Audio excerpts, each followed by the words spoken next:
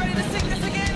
Declaring that every tribe, every tongue and nation would declare that He is God, He is the Lord.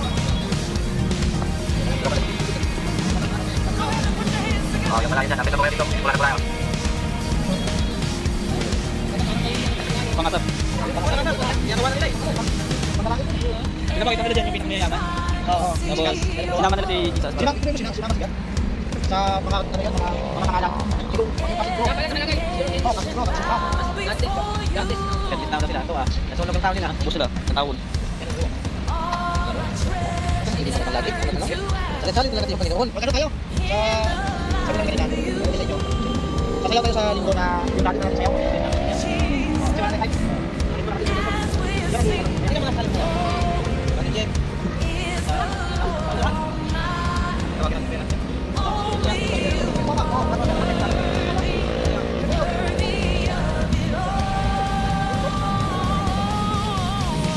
Maganda ko ah.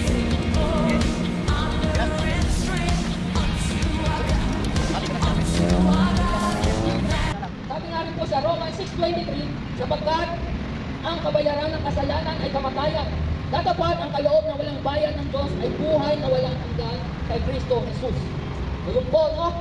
Ang kasalanan, ang tao ay makasalanan, ang kabayaran ay kasalanan. Ngunit, kung ang bawat isa ay magsisitanggap sa Panginoon, buhay na walang hanggan ang kapalit. Nais niyo po bang maligtas? No? Kung nais po natin maligtas, sumunod tayo sa Panginoon. Nilalanin natin siya at maging personal savior po natin siya. Tandaan, rejecting Jesus is rejecting birth. John 12:48. Ang nagtatakol sa akin ay hindi tumatanggap sa aking pananalita. Ay merong isang hahatol sa kanya. Ang salitang aking sinalita ay siya sa kanyang hahatol sa huling araw. No? Kaya ganito po, no? Yung sinabi, ang nagtatakol sa akin at hindi tumanggap sa aking pananalita ay merong isang hahatol. No? Kaya po, mga kapatid, huwag po namin itakwil ang Panginoon. Dapat kilalanin natin siya. Example na lang po, ang nangyayari sa Los Angeles. No? Hindi nila kinikilala ang Panginoon. So ano po nangyari? Diba? Nagkaroon po ng matinding apoy, yung sunog.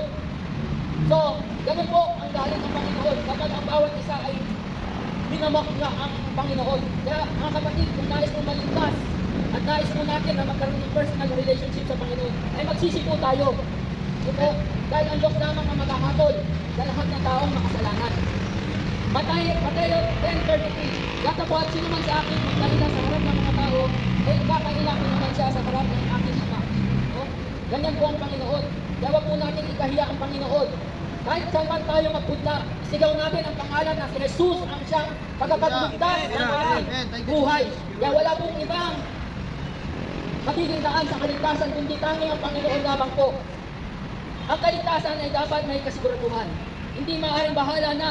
Hindi maaaring kung saan lang ang Panginoon Jesus ay nagbigay ng pag-asa. Kaligtasan sa bawat isa ay kailangan maging handa.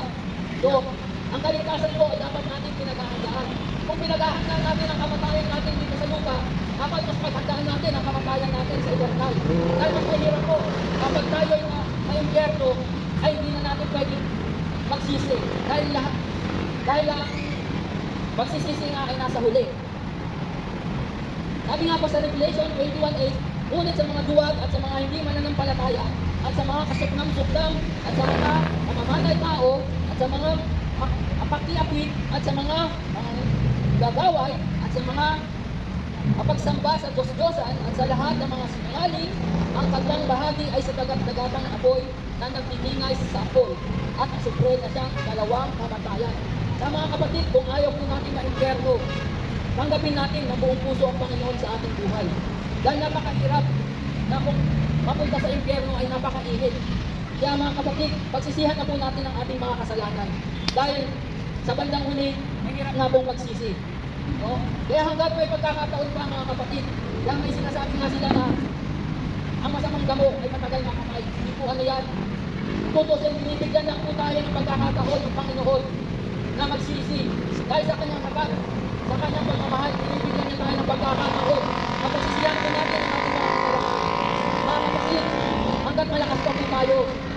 manumbalik na tayo sa Panginoon. Huwag na po natin sayangin yung mga bagay na nagawa na natin. No? Magtuon na tayo para sa Panginoon. Kahit mas masarap kung pinaghahandaan natin yung buhay na walang hanggan.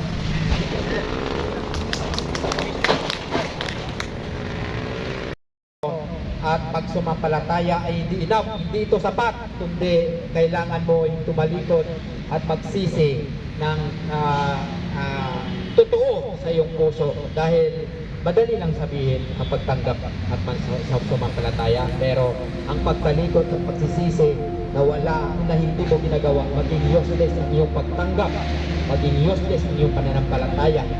Ang iyong pananampalataya ay magiging patay, dahil ang pananampalataya may dalawang pananampalataya. Ang pananampalatayang buhay at pananampalatayang patay.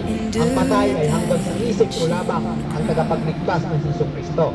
Kung ang buhay naman, ito po ay sinusunod ko, dahil nagpapatunay na iyong pagtanggap ay pagsunod sa iyong Panginoong Jesucristo, na siya ang iyong Diyos ang tagapagligtas. No? Yun po ang tunay na pagtanggap sa Panginoon na iyong tagapagligtas, na ating tagapagligtas lahat. We need Jesus. We need I believe in the resurrection, that we will rise again. For I believe in the name of Jesus.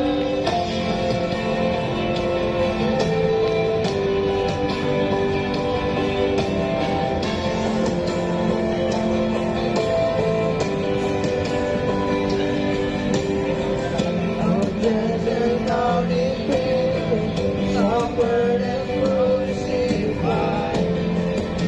Within is this Savior, descended into darkness, you rose in glorious light. Forever seated high, I believe in God our Father. I believe in Christ the Son. I believe in the Holy Spirit. Our God is three in one. I believe in the resurrection, that we will rise again. For I believe in the name of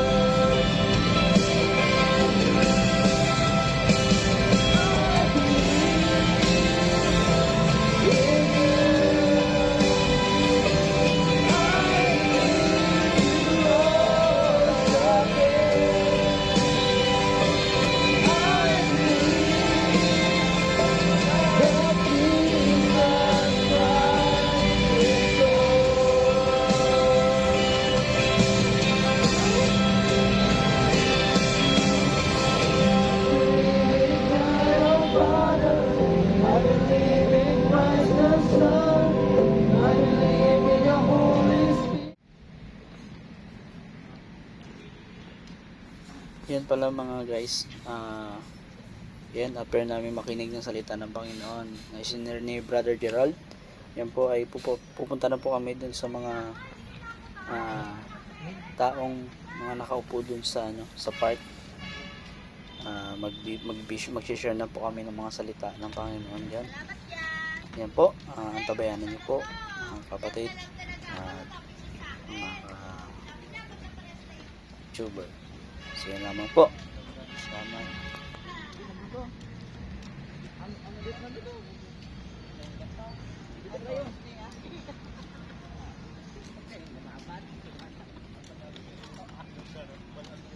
Hail, I receive your mercy. Hail, I receive your grace. Hail, I will dance forever.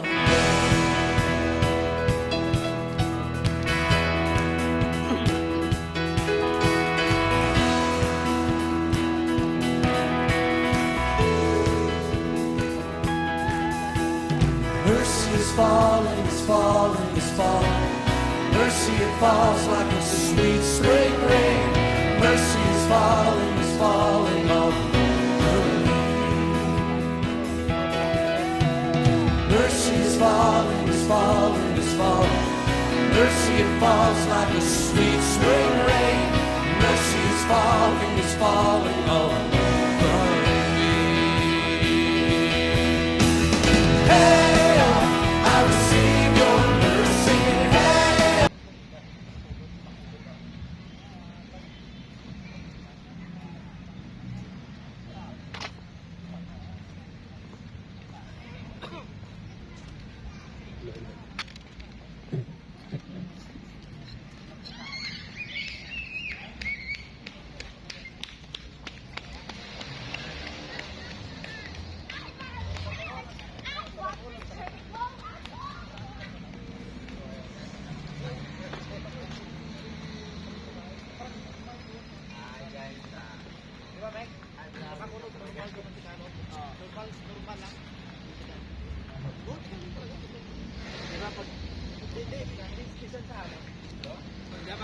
Yan pala ay pupunta kami dyan sa mga motor para iwan yung ibang gamit namin para wala po kami masyadong bitbitin.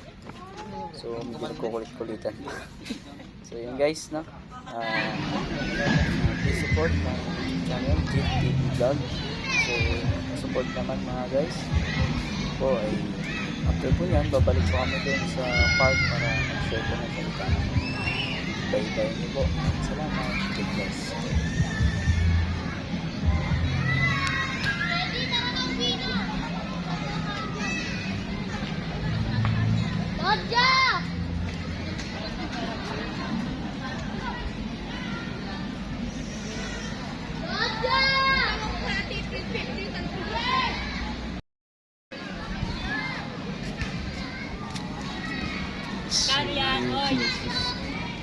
Green ka Panginoon sa gabing ito Panginoon. Dito kami ngayon sa circle. Kami po ay nautusan ng ating Panginoon upang mag-share ng kanyang mga salita. Yan po sila ni Pastor, si Brother Christian, si Brother Francis, tsaka si Brother Gerald. No? Ito, nandito kami ngayon. Nilalabas ang salita ng Panginoon sa buhay ng bawat isa. Nandoon naman sila ni Brother Alan and Brother Ruel. Sila po ay puspusan pag-share ng salita ng ating Panginoon, mga kapatid. Hallelujah! Purihin po ang Panginoon sa gabing ito. Hindi po natin alam ang ating magiging buhay pag wala po tayong Panginoon sa ating buhay, mga kapatid. Thank you so much sa gabing ito. Atasan kami ng Panginoon upang mag-share na kanyang mga salita sa mga taong nangangailangan ng kanyang mga salita. Although umuulan ngayon, pero hindi po ito dahilan upang itigil namin ang gawain ng Panginoon sa gabing ito. Nagpapasalamat kami dahil hindi kami pinabayaan ng ating Panginoon at patuloy siyang nag-iingat sa bawat isa sa amin. Thank you so much. Hallelujah. Hallelujah, Jesus. Purihin ka, Panginoon. Purihin ka, God. Purihin ka. Hallelujah. Hallelujah, Jesus. Thank you so much. Panginoon, sa gabing ito. Purihin ka, Panginoon. Purihin ka. Hallelujah, Jesus. Thank you so much, Panginoon, sa gabing ito. Hallelujah, God.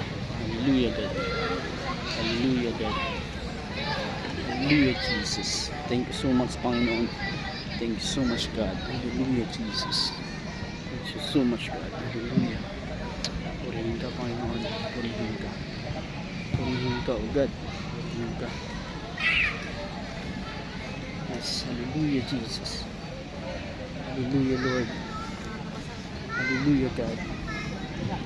Thank you so much, God. Hallelujah, Jesus. Hallelujah, Jesus. Hallelujah, Jesus.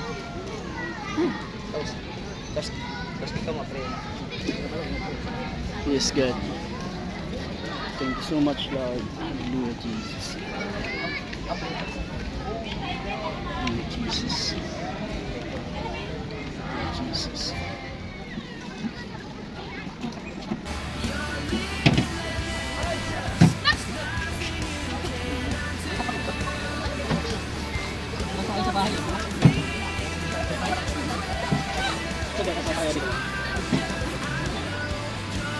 Galing.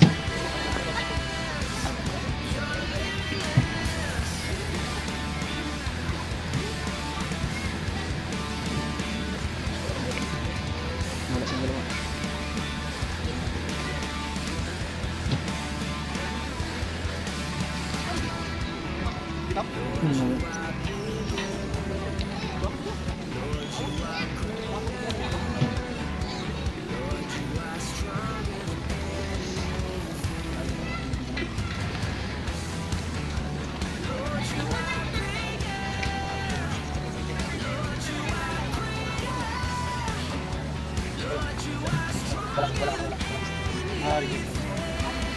Kausap na nila yung dalawa?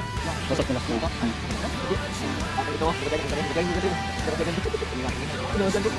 Pagpapalapit mo no? Pagpalapit mo, di ba? Oo. Kaso, ano kami yung... Kaya, ano yung... Yung ano kami na... Yung kumain, yung sila.